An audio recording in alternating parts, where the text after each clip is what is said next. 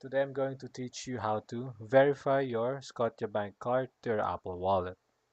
Now let's get started. First, you need to add your Scotiabank card for a compatible iPhone. You open the Wallet app, tap the plus sign in the upper right corner, and enter your card security code to add a Scotiabank card from your iTunes account, or select Add a different card and use your camera or enter the card information manually.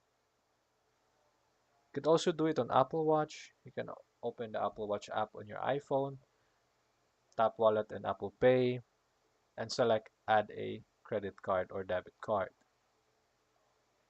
Enter your card security code to add your Scotiabank card from iTunes account, or select Add a different card and use your camera or enter the card information manually.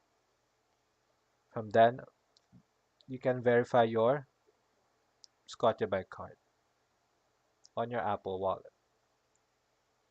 For more videos like this, kindly like, subscribe, and don't forget the bell button. See you next time.